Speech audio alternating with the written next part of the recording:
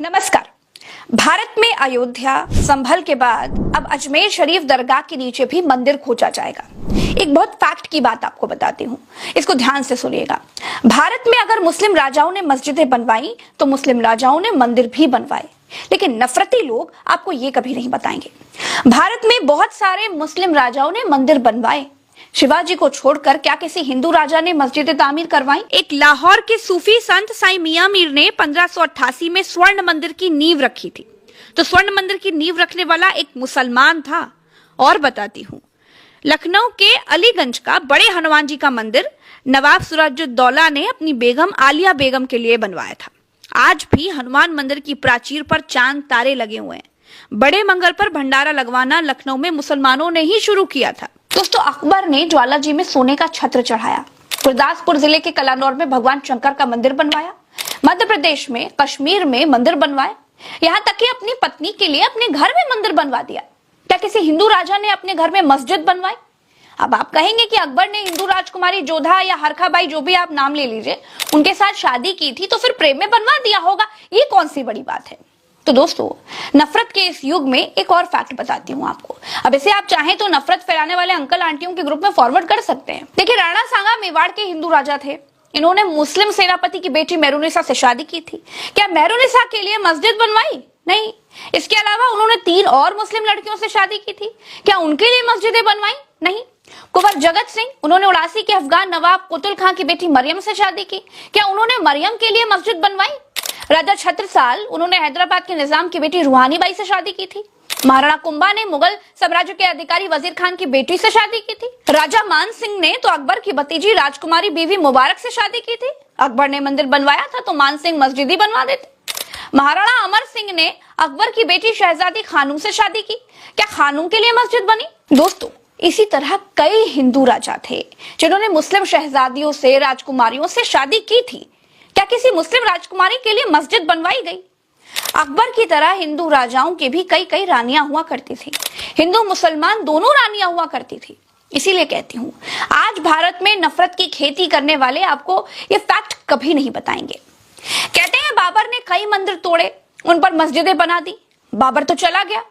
बाबर का बदला क्या आज भारत के मुसलमानों से लिया जाएगा? संविधान ने जब मुसलमानों को बराबरी का हक दिया है, जब संविधान ये कहता है कि 1947 के बाद जो भी धार्मिक स्थल है, प्रार्थना स्थल है, जैसा था वैसा ही रहेगा, तो फिर ये नफरत की आंधी क्यों चलाई जा रही है? बीजेपी सरकार क्यों इसे रोकती नहीं? दोस्तों, अजमेर शरीफ की दरगाह के नीचे मंदिर है। ये एक केस है जो कि कोर्ट में सुनवाई लायक मान लिया गया। मैंने ख्वाजा मोइनुद्दीन चिश्ती के वंशज से जब पूछा कि आप बाबर के बारे में क्या जानते हैं, क्या सोचते हैं, तो वो क्या बोले, आपको सुनना चाहिए। हमारा मुगलों से कोई लेना देना नहीं।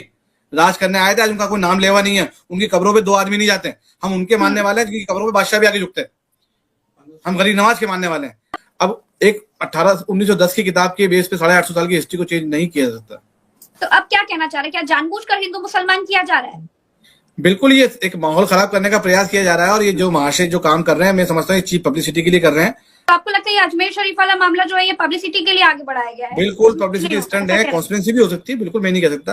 Which kind of conspiracy? ये हिंदू तो चल रहा है देश में, हालात चल रहा है कि हर जगह माहौल खराब करो, हिंदू मुसलमान करो, ये यही है आजकल माहौल। बाबर ने जो किया, क्या इस देश का मुसलमान हर चीज का क्या हिसाब देगा? देखिए, मुसलमान मुगलों का अनुयायी नहीं है।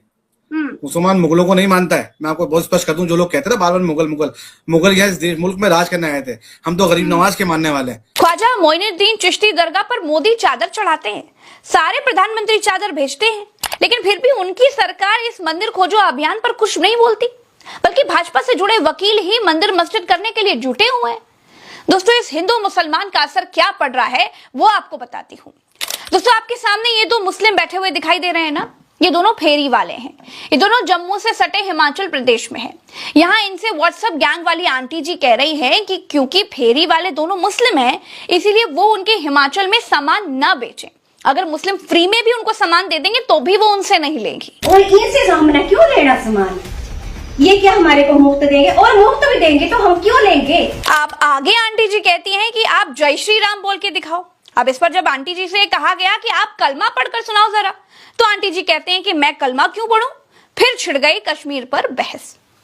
सुनिए जरा। हिंदुस्तान है ना बाबा, तो आप एक बार जय श्री राम बोलो ना। हम तो मुसलमान हैं। तो नहीं तो एक मिनट, आपको बोलेंगे हम कलमा पढ़ो, आप पढ़ोगे। हम आपके इलाके में जाते हैं कुछ बेचने के लिए। नहीं, आप बोलते हमें जय श्री राम बोलो, हाँ। बोलते हैं ना, हम आपको बोलेंगे आप कलमा पढ़ो, आप पढ़ोगे। हम नहीं पढ़ेंगे। तो वही बात, पढ़ेंगे अपना- हम हमारे इलाके में नहीं आ सकते। मैं पंचायत की अधिकारी हूँ, मैं भी पंचायत में वो मेंबर है, तो मैं अपनी तरफ से आने नहीं दूंगी आपको। ठीक बात है, नहीं आना, हाँ। लेकिन ये आपको नहीं बोलना चाहिए कि आप जय श्री राम बोलो। बोलो सुनो मेरी बात। आप बोलते कि हम हिंदुस्तान के हैं, है ना हिंदुस्तान हाँ, के, हाँ। तो हम किस देश के हैं ये मुझे अगर अपने हिंदुस्तान में नहीं जाएंगे फिर कहाँ जाएंगे? अगर हम हिंदुस्तानी नहीं है तो नहीं। फिर कहाँ जाएंगे? हम यहाँ तो फिर वो मुसलमानों को नहीं आने देंगे। वो फिर अलग बात ये है। हमारा संगठन है जी, और मजहब- ये हमारी एकता सुनो है। मेरी बात, हाँ। ये बात है। आप बोले हिंदुस्तान में मत आओ, फिर हम कहाँ के हैं?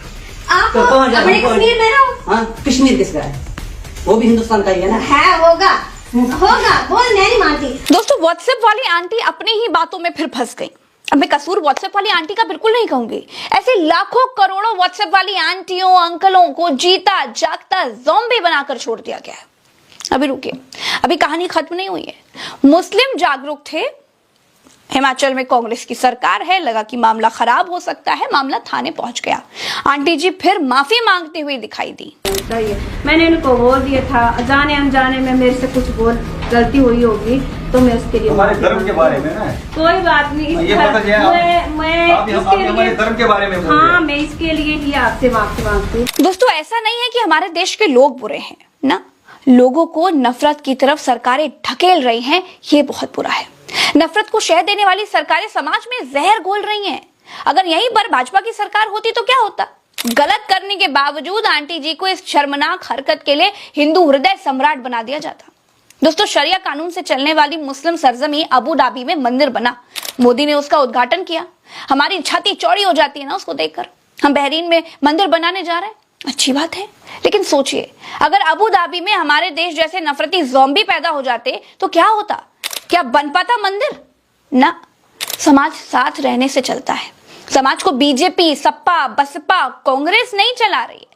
समाज इन पार्टियों के पैदा होने के पहले से चल रहा है, हम आप चला रहे हैं। पॉलिटिकल पार्टियों की कठपुतली मत बनिए, इंसान रहिए। मैं जानती हूं कि मैं आग लगी इमारत को बुझाने वाली वो छोटी सी चिड़िया हूं जिसकी चोंच में सिर्फ एक बूंद पानी आता है। जिसे मालूम है कि एक बूंद पानी से आग नहीं बुझेगी।